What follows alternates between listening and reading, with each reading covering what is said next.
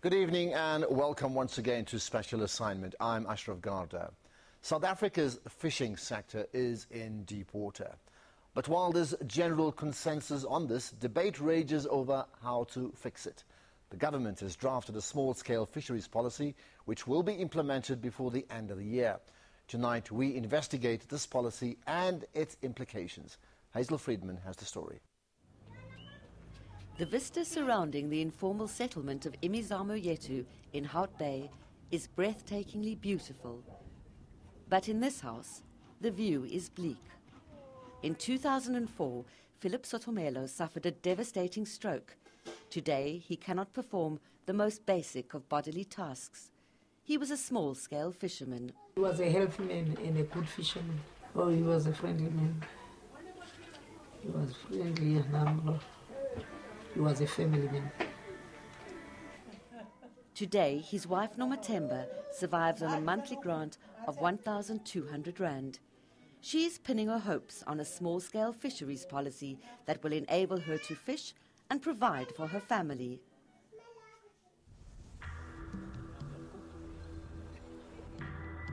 But will this policy provide a safety net for struggling coastal fishing communities? Or is it the bait to further entrap them into poverty? Hook, line and sinker.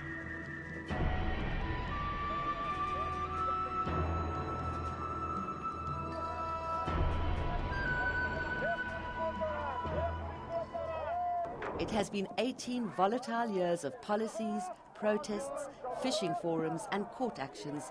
Yet despite the promise of transformation, there is consensus that South Africa's fishing sector is in deep water. Food security is a priority for South Africa's Millennium Goals, but there is a raging dispute on how to achieve this for struggling small-time fishing communities. Meanwhile, marine resources are being depleted through overfishing and illegal harvesting. And so are the lives of many fishing communities along our coastline.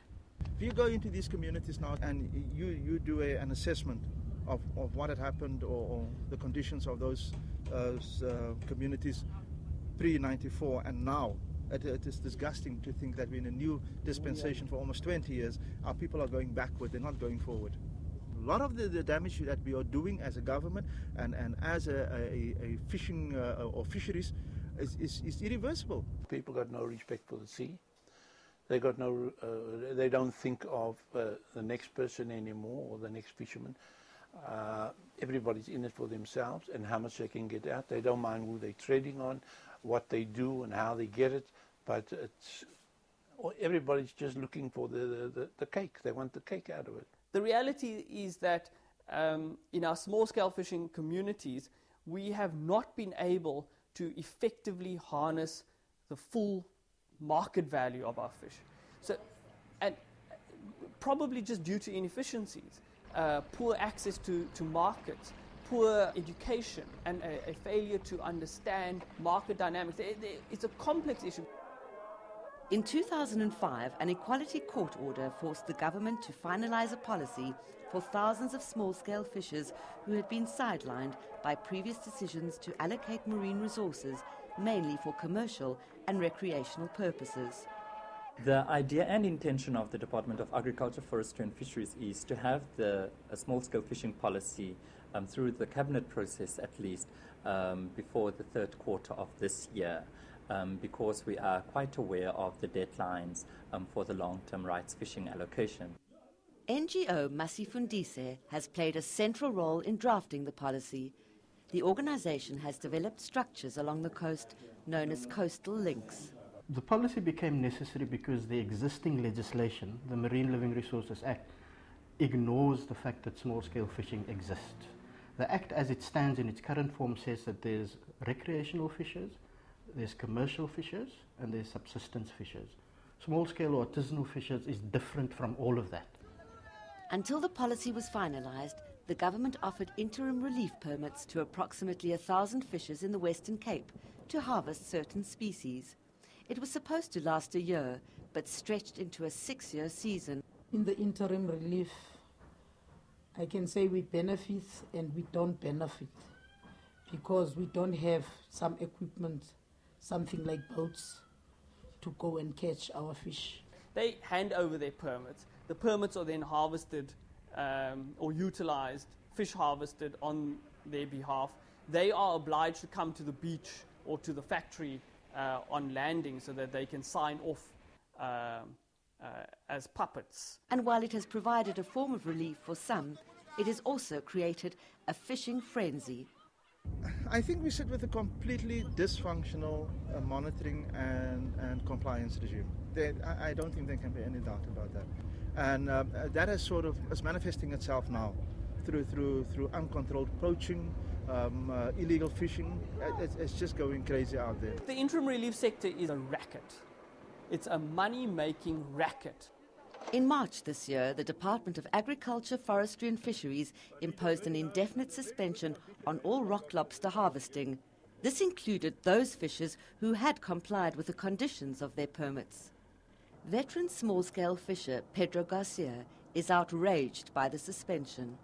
Maybe they're developing the art of collective punishment, you know, because this is basically what is happening now. You're punishing people who are law-abiding citizens.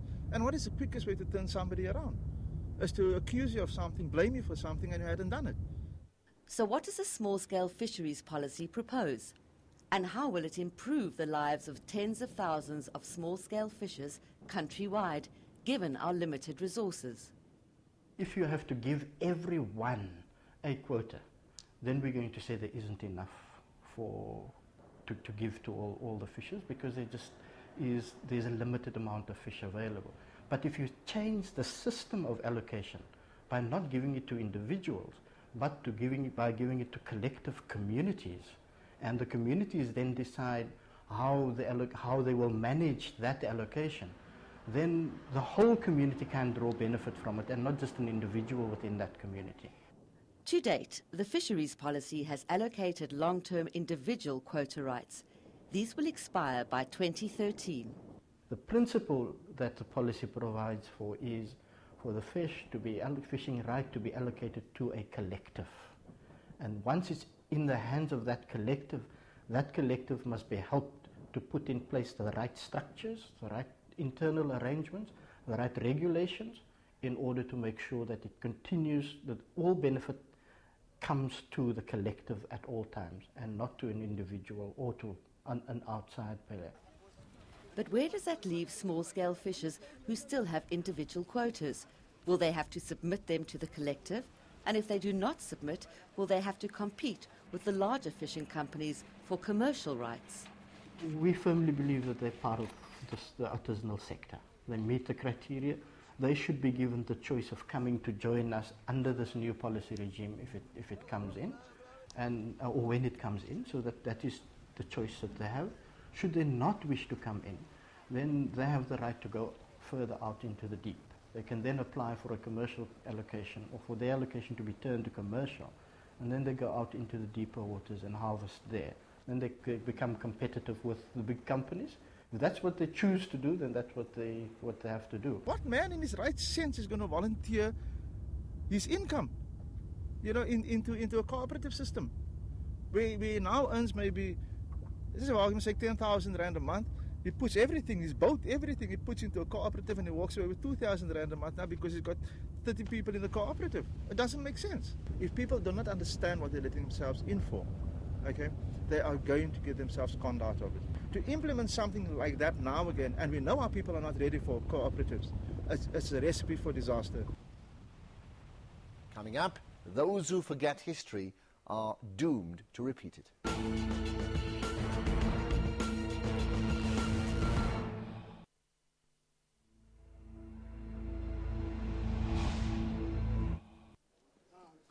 These fishermen of Imizamo Yethu say their lives have deteriorated since 1994.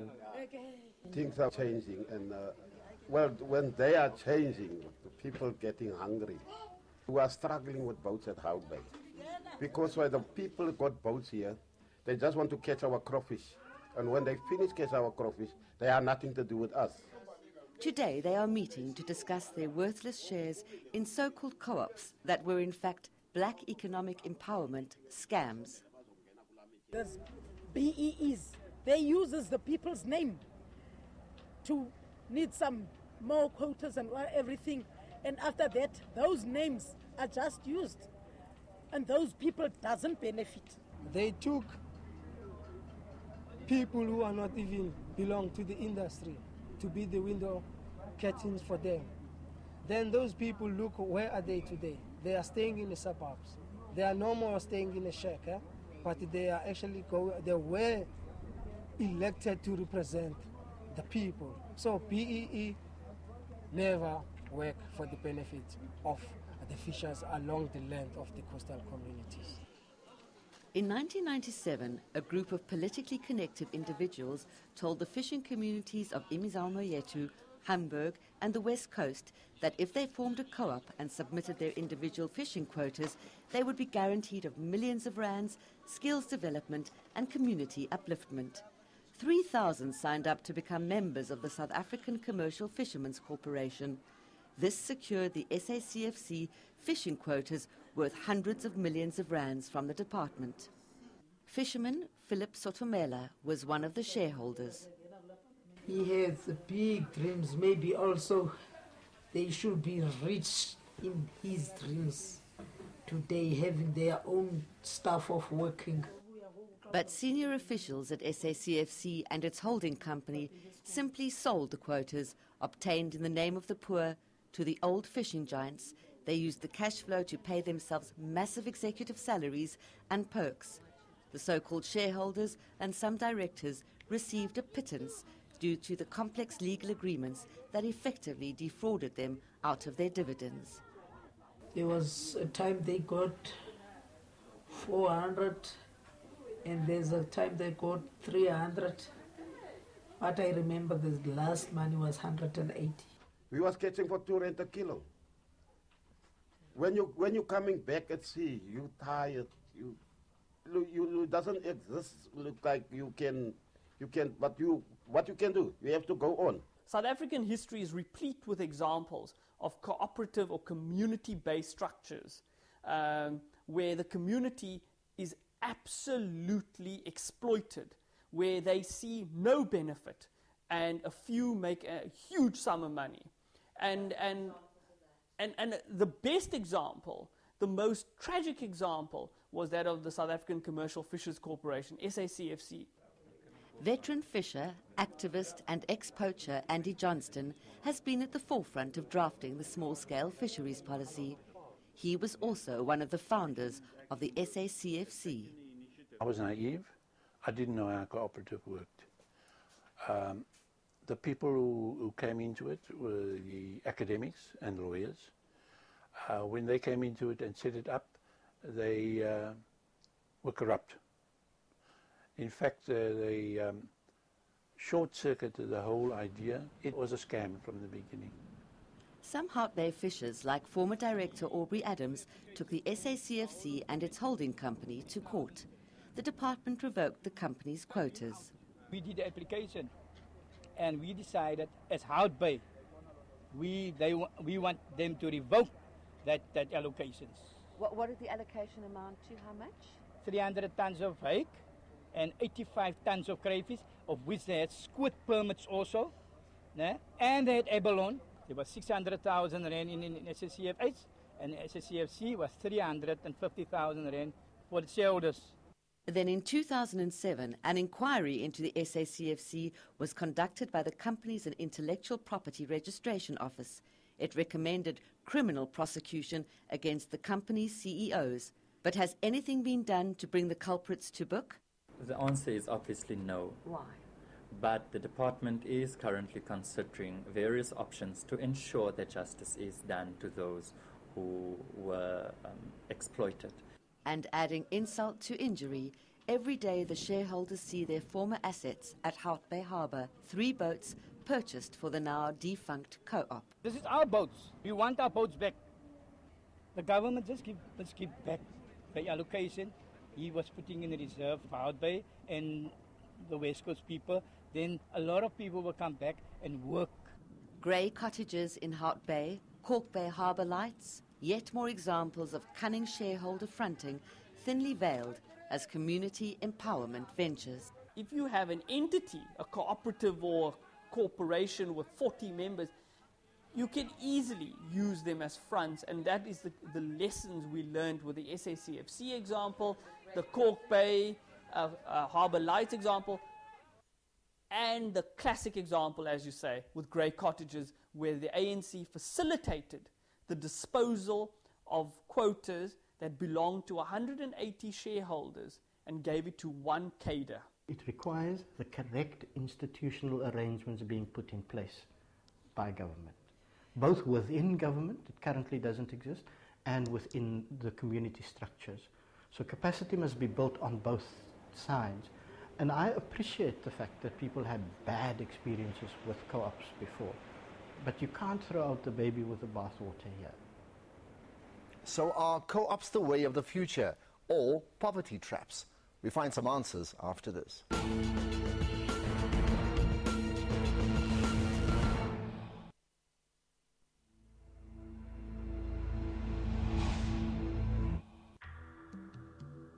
Durungbai is a remote west coast fishing village of about 2,000 inhabitants, most of them fishers. It is here that a R3.5 million pilot project has been funded by the Department of Trade and Industry. It comprises 10 co-ops for 100 fishers. Built in a former fish processing factory, if successful, it will serve as the model for cooperatives in coastal villages countrywide. We're working with DTI, obviously, on how to ensure that the businesses that we are establishing or that come from this have credibility, can answer to the needs of the department and of our society as a whole, because, as you would know, food security is primary, and it has been identified as one of the 5 key projects of the government. Already in Durungbai, with the factory that the community has acquired now, they didn't have enough product to keep the factory viable. So what they had to do then as an organization, they had to ask all their other branches to move their crayfish through the Durungbai factory to make it viable. Now, if it is viable, and it's not viable, if it is viable, then it's going to be a false reflection of what's happening out there. DTI will then go to all the other areas and go pump in money, their equipment and what you have, but then they won't have the resource. That pilot preempts the allocation of a fishing right to that community, and that's the problem, because there's now an expectation. If you have created a co-op, and the policy that will still come into place in future makes provision for a co-op to get an allocation, that co-op in future must still be created. Now DTI has on its own gone ahead and created what they call a pilot process for establishing co-ops. We have come to Durungbai to see how the co-ops work and to meet some of the members. 53-year-old Darky Blankenberg is one of them. Ek is pas maar geboren, ek is geboren pas maar. Toe by opmaak en ek sien en dit is my hometown. Dit is my dood. Dat lekker gegaan, baie goed. Net aan 'n oorwenk toe kom die stelsel aan. Want maar die nuwe regering ook. Toe kom die stelsel. Maar je word je beperkt.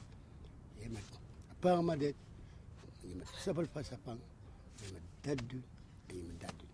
At the moment, the people who are the marketeers, they are making the big money. They're paying the fishermen at the moment peanuts. And if you look what the price is overseas, it's 500 times more. We have a skewed value chain since day one in this industry. I mean, it's ridiculous to think that a man goes out there, he catches a snook, he sells a snook for 10 rand, that same snook 20 or 30 minutes later is on the road and it gets sold for 80 rand. But even as a member of the co-op, Darky still has to sell his catch to the fishing giants through middlemen, and the price varies. It was eerst om en bij 140 rand per kilo gegeven die kreeg. En toen, wat hebben we gedaan? Ons heeft nog een beter maar. We zitten weer aan het kiezen. Het gaat maar butter, man. Ik moet me net zo vaart, man. Als je aan het kiezen is. Als je aan het kiezen is, maar net zo. Want als je nog hier tekort en daar tekort, dan word je afgedaan.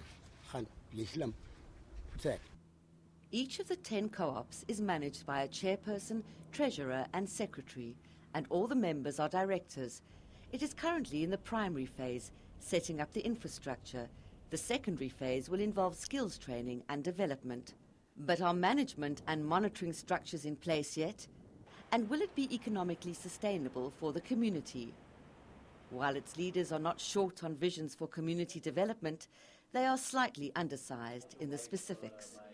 We actually want to incorporate other sectors within the agriculture and so forth and show people this is what we can achieve within this community. And that will speak to the total resilience within this community. Once this secondary co-op is structured and is geared with all his proper needs that he needs to have in terms of training, the holding facility has been up to standard, definitely we will be. It's a challenging one, it's a new thing to our people, especially the fishermen. It's still early days, and while the co-op crayfish storage facilities are waiting to be filled and its new boats are getting ready to be launched, it's too soon to make a prognosis. This is how Vietnam works. This is how the Philippines have stopped the poaching. This is how Thailand has done it. So let's take the best out of this and bring it back here. And that's what we've done. SARS is owed millions along the West Coast by companies who didn't know better, who are now in the position where because they owe SARS money, they cannot get a tax clearance certificate. Because they can't get a tax clearance certificate, they cannot collect their permit. They are in a debt and poverty trap. I believe that this policy is the answer to everything that's going wrong. We must accept it, embrace it. If it doesn't work, we must look back at it and say, look, this must change that, but give it a chance. But for Philip Sotomela, it might be too late. Our men are paralyzed. They worked at those sea waters at their early ages. And they are the ones who were putting food on the table. But today, nothing is there left for them.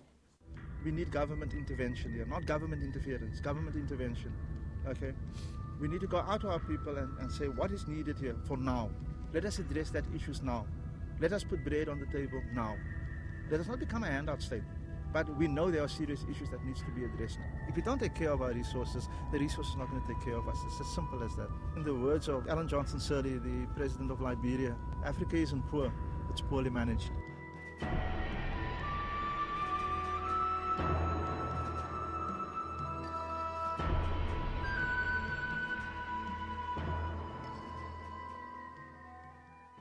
So, what do you make of this issue? I'd like to get your view, and you can tweet your comments by using the hashtag special assignment.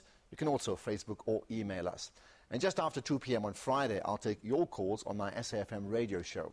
Well, now to comments from last week's show on mothers who kill.